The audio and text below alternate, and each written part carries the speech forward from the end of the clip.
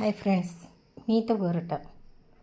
ఆడవాళ్ళు అభిమానాలు, ఆత్మాభిమానాలు, స్వాభిమానాలు ఇవన్నీ కూడా వినటానికి ఒక్కలాగే ఉన్నా వీటితోటి చాలా వరకు ఏం జరుగుతుందంటే వివిధమైనటువంటి మానవ సంబంధాలలో ఈ అభిమానాలు, ఆత్మాభిమానాలు, ఈ స్వాభిమానాలు మరి ఎంతవరకు ఒక మహిళకు ఉపయోగపడుతున్నాయి అనే విషయం చూసినట్టయితే, నేడు స్త్రీలందరూ కూడా ఎన్నో రంగాలలో ముందంజలో ఉన్నారు.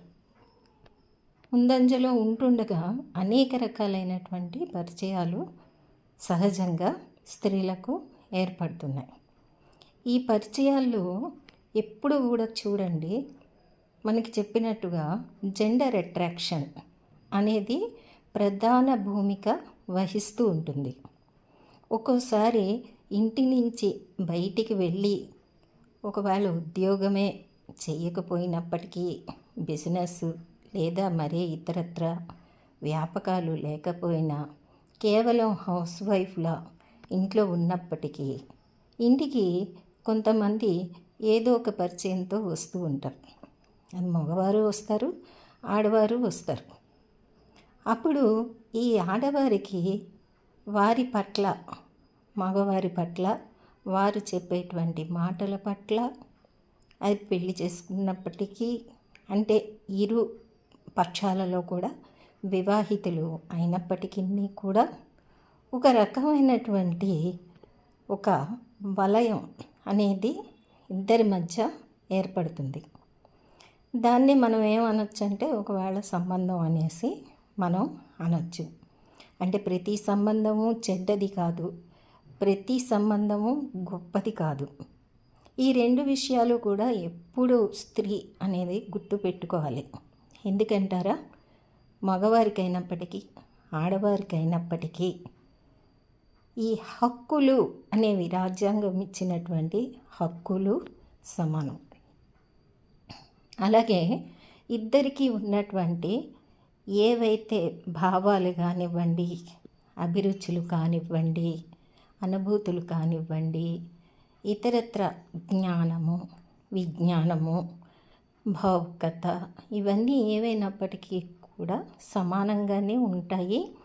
ఇవి ఒకరి పట్ల ఒకరికి ఏకముఖంగా ఉన్నప్పుడు ఇవి చాలా వరకు కూడా వాటిల్లోన అవతల మనిషి పట్ల తెలియకుండానే ఒక ఆకర్షణ, గౌరవం పెరిగిపోతుంది. ఇట్లాంటి సందర్భాలలో ఎప్పుడూ కూడా ఇవి రాను రాను ప్రతిరోజు కలుసుకుంటున్నందువల్ల, మాట్లాడుకుంటున్నందువల్ల ఒక చనువు అనేటువంటిది తెలియకుండానే ఏర్పడిపోతుంది. ఈ చనువు, ప్రతి చనువు కూడా అది వరసలు పెట్టి పిలుచుకున్నా, ఒకవేళ అన్నా ఏమన్నా కూడా లేదు బాబాయ్, తండ్రి, ఏదో ఒక వరుసలు పెట్టి పిలుస్తూ ఉంటాం. అలా పిలిచినప్పటికీ కూడా మనకేం జరుగుతుంది అంటే రాను రాను అది సెక్స్కి దారితీయచ్చు.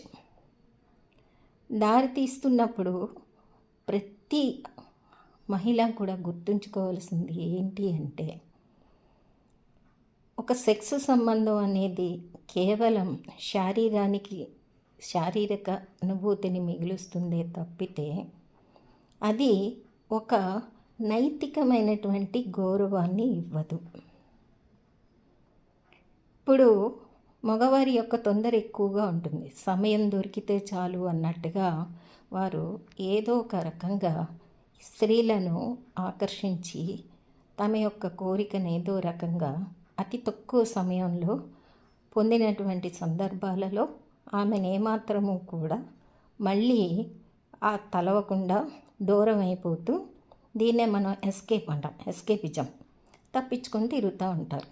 కానీ మహిళలు మాత్రం, అంటే స్త్రీల హృదయం మాత్రం అతి సున్నితం. అది వెన్న కన్నా కూడా ఇంకా మెత్తగా ఉంటుంది. అయితే నిజానికి ఏ స్త్రీ కూడా సెక్స్ను కోరుకోదు. సెక్స్ కన్నా ముఖ్యమైనటువంటి మర్యాదను, సామాజిక విలువలను, నైతికతను, ఆ మనిషి నుంచి అభిమానం, ఆత్మీయత, ప్రేమను కోరుకుంటుంది. అవి దక్కకపోతే మోసపోయినట్టుగా ఆమె భావిస్తూ కుంగిపోతూ ఉంటుంది. ఇదైతే ప్రతి ఒక్కరి మహిళలకు కూడా జరిగేటువంటి పరిస్థితి.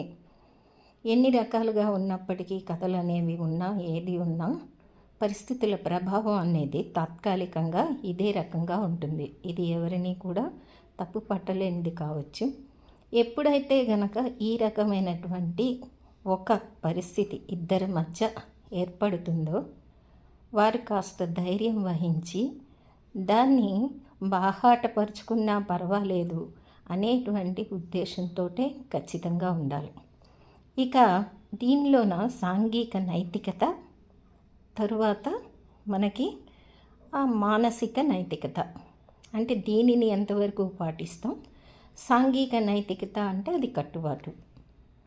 అయితే ఇప్పుడున్న చట్టాల ప్రకారం వస్తున్నటువంటి జడ్జిమెంట్ల ప్రకారం వీటిల్లో కూడా ఒకవేళ రిలేషన్షిప్స్ ఉన్నట్టయితే 497 అనేది స్టక్ డౌన్ అయింది. చాలామంది ఈ సంబంధాలని ఎక్కువగా అక్రమ సంబంధాలంటూ అనేక రకాలుగా చర్చిస్తూ వస్తున్నటువంటి నేపథ్యంలో ముఖ్యంగా మహిళలకు నేను ఇచ్చేటువంటి సలహా ఏంటంటే, ఇటువంటి పరిస్థితులు ఎదురైనప్పుడు, అది సెక్స్కి దారి తీస్తున్నప్పుడు జాగ్రత్త వహించండి. జాగ్రత్త వహించడం వల్ల మీరు చాలా వరకు మీ నైతికతను, అది సాంఘికమైనదా కావచ్చు లేదా మానసికమైనది అయినా కావచ్చు, విలువ కాపాడుకోవటం అనేది చాలా ముఖ్యమైనటువంటి అంశం. నేటి మహిళలకి నేను ఇచ్చే ఊరట ఇది. మీకు నచ్చితే లైక్ చేయండి, షేర్ చేయండి, సబ్స్క్రైబ్ చేయండి. Thank you. Have a nice day.